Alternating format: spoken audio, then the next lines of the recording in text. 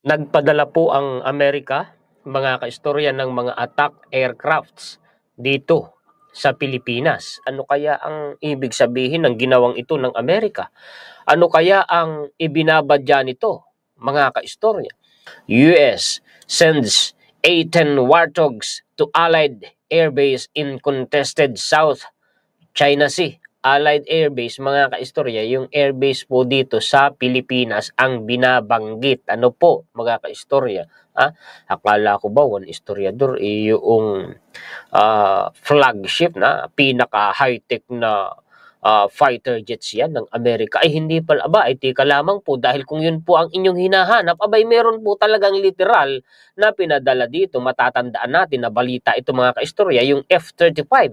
Pinadala yan dito, mga kaistorya, ng Amerika para sa live fire drill. At literal na yan po ay nag-drop ng active na bomba dyan po sa West Philippines Sea. Pero bago yan, dito muna po tayo. Mga kaistanggalin ko lamang po itong ads. Basahin po natin, mga kaistorya. Ang sabi po dito sa balita na ito, the United States has deployed a number of attack aircraft to the Philippines amid persistent tensions in the contested South China Sea. Yan ang sinasabi ko sa inyo. Hindi po maaaring kayaning sindakin ng China ang Amerika. Malabo yun. Malabong-malabo na mangyari yun. At least, 4 A-10 Thunderbolt aircraft, commonly known as Warthogs, has arrived at Clark Air Base in the Philippines. Photos published on Friday by the US Air Force showed talagang pinablish ng US Air Force. Mga kaistorya, ibig sabihin ay naghahatid po sila ng mensahe. At sinong hinahatiran ng mensahe? Wala namang iba kung sakali. Di po ba, mga kaistorya? They will conduct integrated training with the Philippine Air Force through December 15. Ay talaga po palang tinutulungan ng Amerika at inaalalayan ang sandatahang lakas natin at ang atin pong mga kasundaluhan. Mga kaistorya, tingnan ninyo ang kakayahan po ng ng A-10 Warthog na ito. The Warthog has served with the US Air Force since March 1976, armed with a 30mm gun and up to 16,000 pounds of bombs and missiles. Ganun na. Powerful din po pala ang attack aircraft na ito. The aircraft was originally designed for close air support of ground forces. It is capable of attacking hostile tanks and other armored vehicles, but also has the ability to strike small ships, pati sa karagatan at sea, and has shown of its maritime combat capable. Alam niyo itong A-10 Warthogs na ito, subok po ang kakayahan ito sa labanan. Hindi kagaya ng mga fighter jets po ng China na hindi pa po nasubukan sa labanan. And speaking of the fighter jets of China, yung mga nakabili sa kanila na mga fighter jets, umaaray, nagrereklamo kasi mga sirain. Ay di po ba? Tingnan niyo itong paragraph na ito. The Warthog's deployment comes after nearly 100 Chinese vessels were spotted occupying waters near the Philippine-held Tito Island, sa Pag-asa Island po yan. In late November, it and other South China Sea features are at the center of territorial tensions between the Philippines and China. Yun yan, nabalita yun. Yung dumog na yun ng mga Chinese vessels malapit sa Pag-asa Island. Oo, nang dahil dun, mga kaistorya, nung naibalita yun, pinadala po dito yung A-10 Warthogs na yan ng Amerika, mga kaistorya. Okay, ito pa, bigyan ko pa po kayo ng kaalaman tungkol dyan sa A-10 Warthog na yan. Military.com. Ito po yung A-10 Warthog, sige, basahin po natin itong naka-highlight.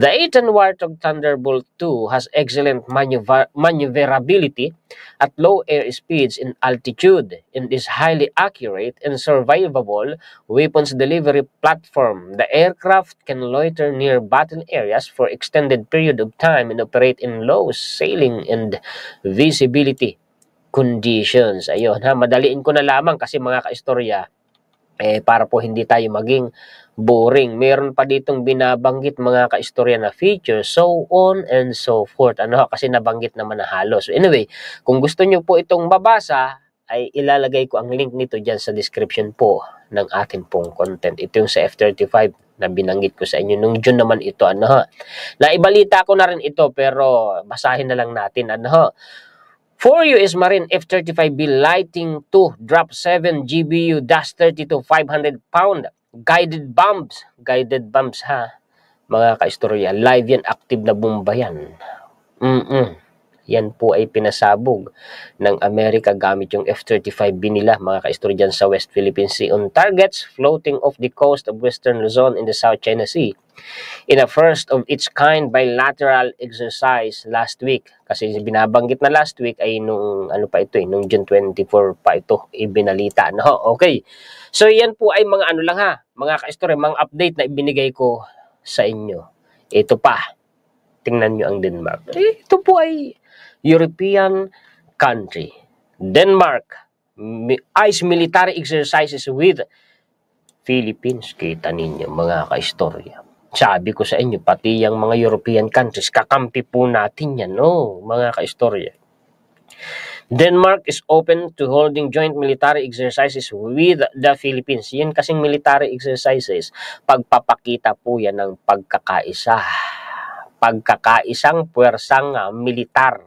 Yan po ay isang uri ng pagpapakita ng alyansa at pagkakaibigan. At syempre, ay nakatunga nga dyan ang China, mga kaistorya. Denmark's Foreign Minister Lars Løkke Rasmussen, ewan ko kung tamang pronunciation ko dyan, raised the possibility on Monday during his visit to the Philippine Coast Guard National Headquarters in Manila. Iyon, mga kaistorya.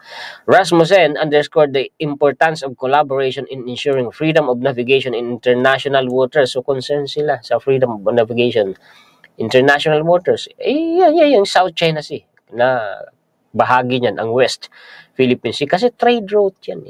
Sabi ko nga sa inyo, hindi papayag ang maraming bansa sa buong mundo na makontrol yan ng China dahil daluyan yan, daanan yan ng mga barkong pangkalakal po nila. At yung security, yung peace and security pa. Hindi lang po yan, mga kaistorya, pang rehiyon. Pang global po na peace and security yan. Eto, dito na po tayo.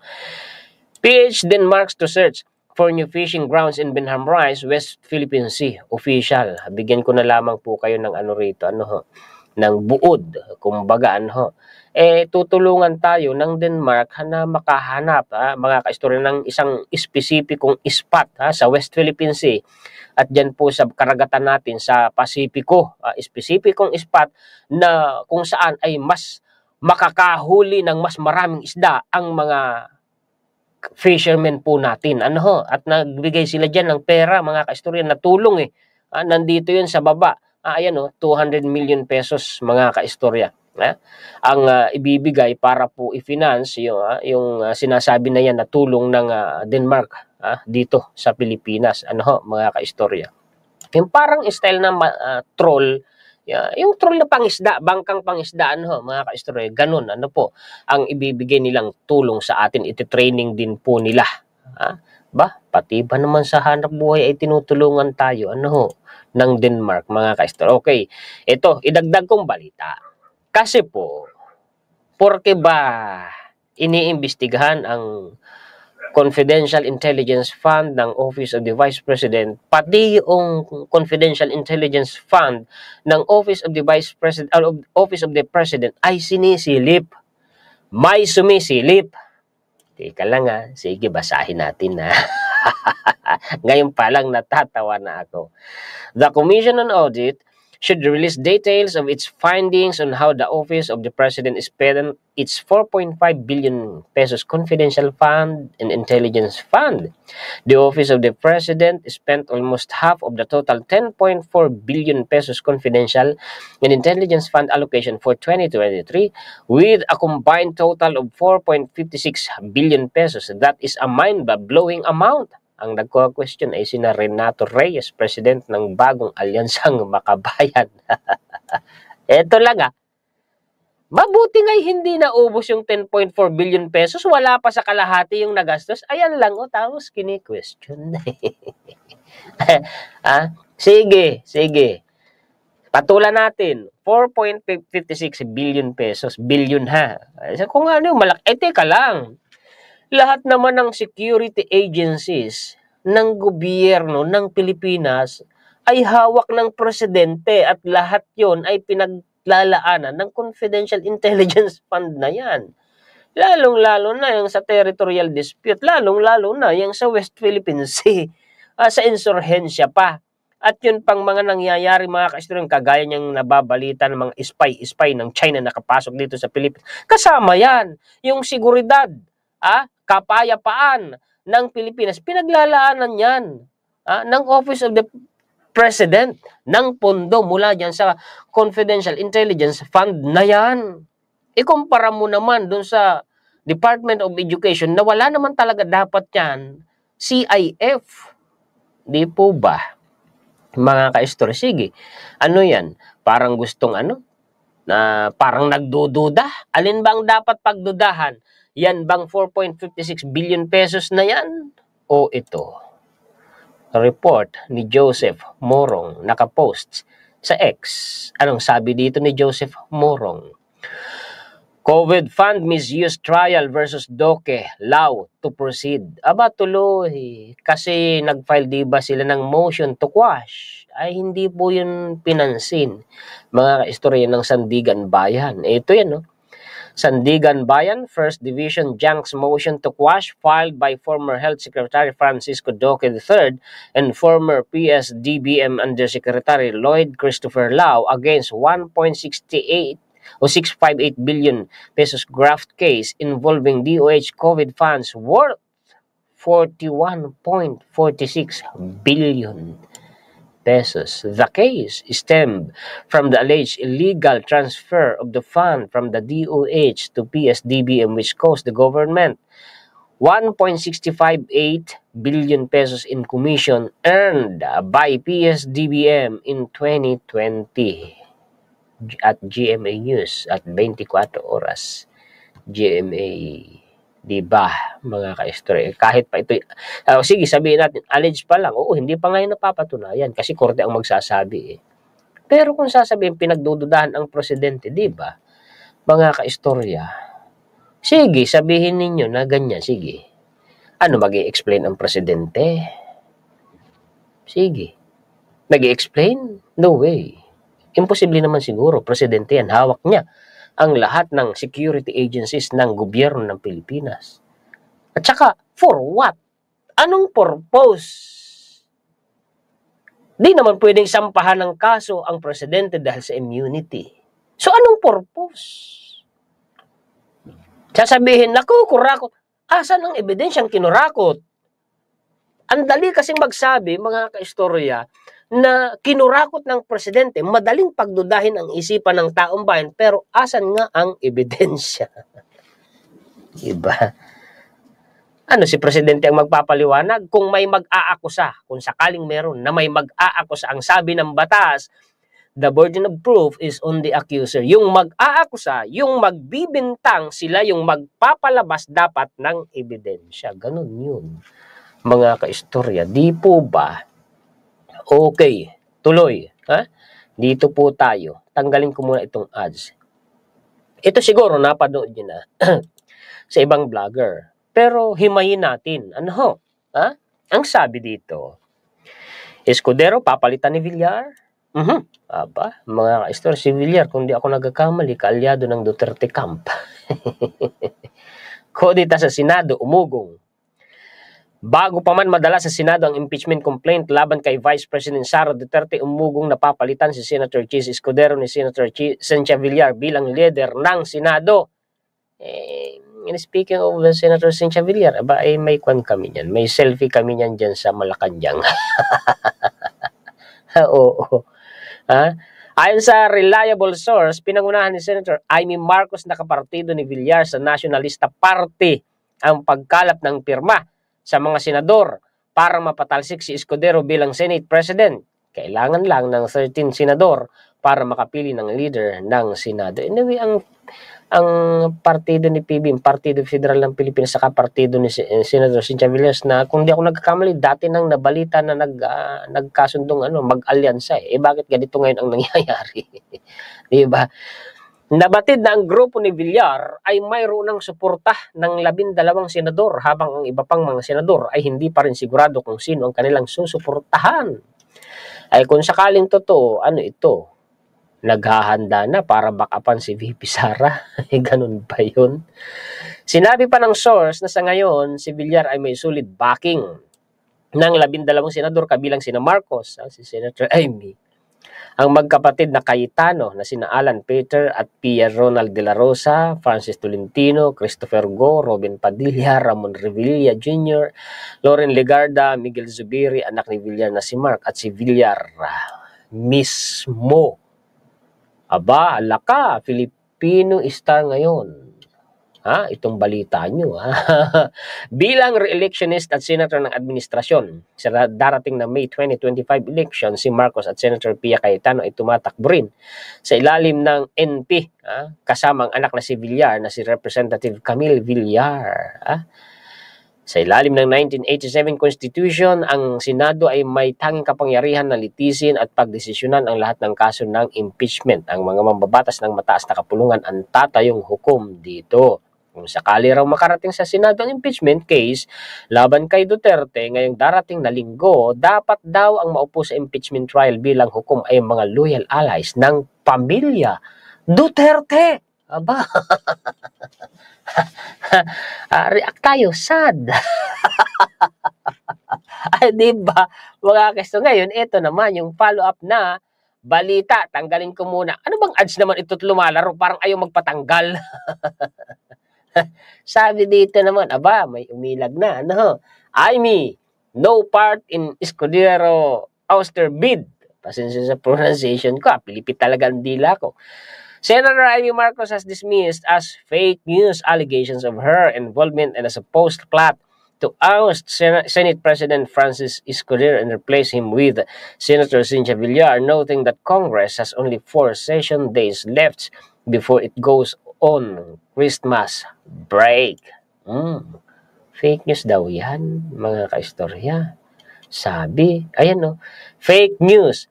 They say it's from Congress. Why? Marcos said in a Viber message to the Star. Fake news? Well, sa tingin ninyo, mga kaistorya, comment nga kayo. Fake news nga kaya? O nabisto lang, kaya umiilag? Ano sa palagay po ninyo, mga kaistorya?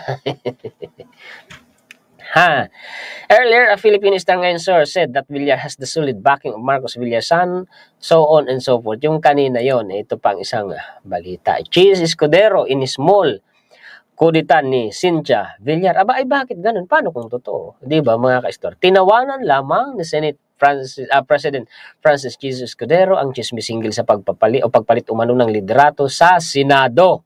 Tinawanan lamang. I don't comment on rumors. Reaction ni Escudero kaugnay ng balitang papalitan di umano siya ni Senador Cynthia Villar. Besides, as I always say, it's just a rumor until it happens. Paano mo paniniwalaan mo pagka nangyari na? Wala na. Tudas na yung posisyon mo. Diba? Trabaho na lang muna tayo, ani Escudero. Naluklok si Escudero bilang pinuno ng Senado, so on and so forth. Ang mahirap kasi niyan, mga kaistorya, gulo ng Senado, Pagka di nila nagugustuhan yung liderato ng kinuko nila, Pinatatalsik nila. Kailan lamang, ikapapalit lamang ng Senate President, Di gaya sa House of Representatives, stable ang liderato dito sa Senado. Naku po, pag napagkaisahan ka, talsik ka kaagad. Yan ang nangyari kay dating Senate President Mig Zubiri.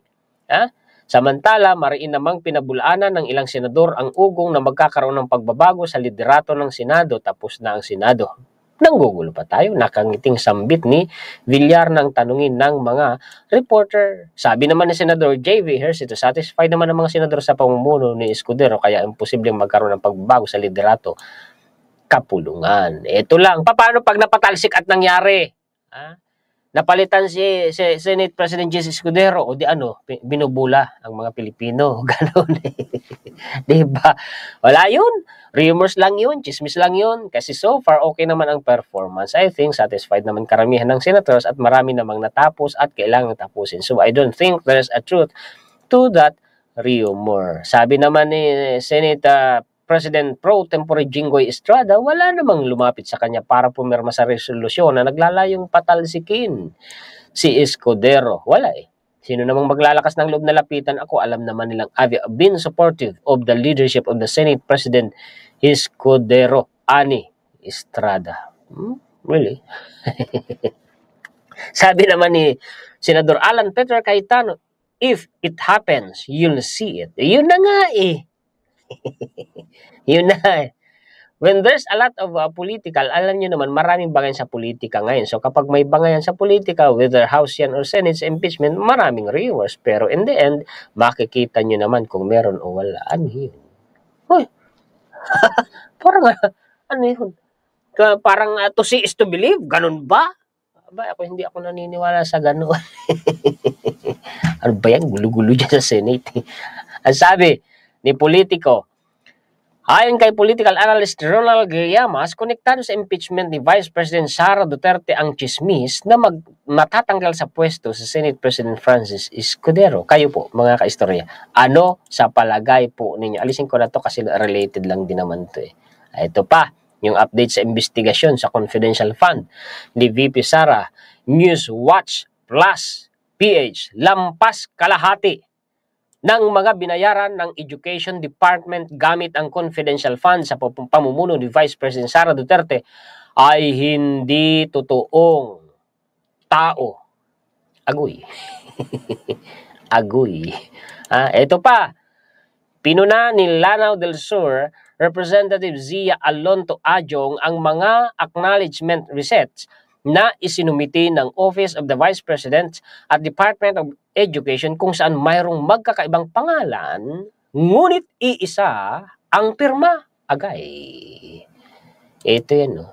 Ang mapapansin mo lang, ako napansin ko ito, yung stroke ng pirma, halos pare-pareho. Ayan pa, paano lang may 8-8, may paikot-ikot na ganoon, pare-pareho. Diba? Ayan, no? Iisa yung stroke. Tingnan nyo, balikan natin to. Ayan, yung may paikot-ikot na ganun, iisang stroke. Di ba? Mga kaistao, ito. Ayan, di ba?